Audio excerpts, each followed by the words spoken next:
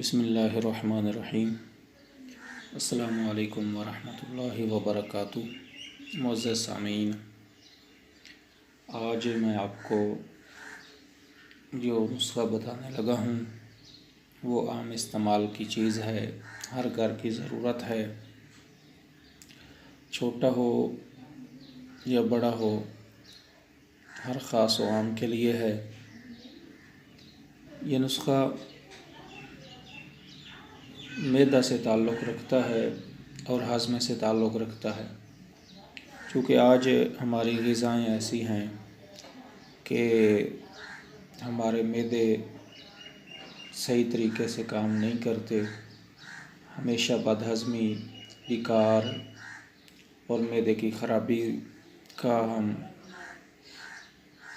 محسوس کرتے ہیں۔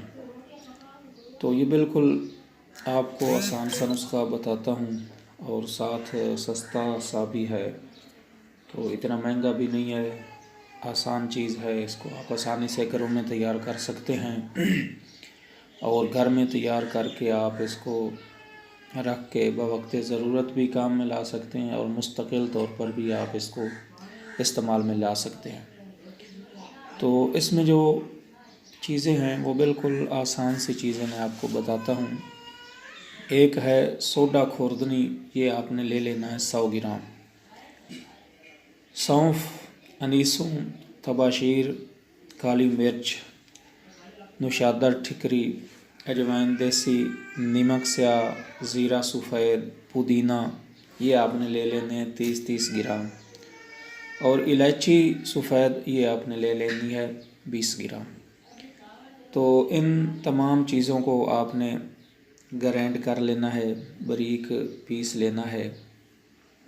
تو باریک پیس کے اس کو آپ نے دن میں 3 مرتبہ آپ استعمال کر سکتے ہیں۔ چائے والے چمچ بعد از غذا، چائے والا آدھا چمچ بعد از غذا آپ کو اس کو استعمال کر سکتے ہیں۔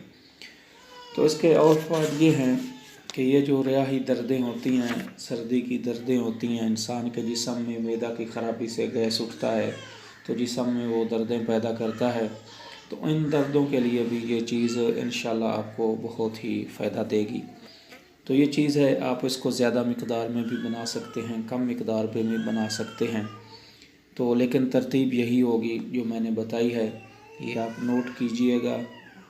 تو اس سے آپ کو انشاءاللہ آپ دیکھیں گے، یہ تجربے میں آئی ہوئی چیز ہے کہ بہت سارا فائدہ ہوگا۔ معدے کے جو معاملات ہیں، جسمانی دردیں ہیں، ان کو انشاءاللہ یہ پہلی خوراک سے ہی فائدہ ہوگا۔ تو اس کا طریقہ یہ ہے کہ آدھا چمچ جو چائے والا ہے وہ آپ نے بعد از غذا پانی سے لینا ہے، پانی سے اس کو استعمال کرنا ہے 3 ٹائم۔ اگر پیٹ میں درد ہے یا گیس معدہ بنا رہا ہے اور وہ سر کی طرف جا رہا ہے، سر میں درد ہے، تو ان کے لیے بھی مفید ہے، اور ریاحی دردوں کے لیے بھی، پورے جسم میں جو دردیں ہیں ان کے لیے بھی یہ مفید چیز ہے۔ آپ بنائیے گا، فائدہ اٹھائیے گا۔ اللہ پاک سب بیماروں کو شفا کاملہ عطا فرمائے۔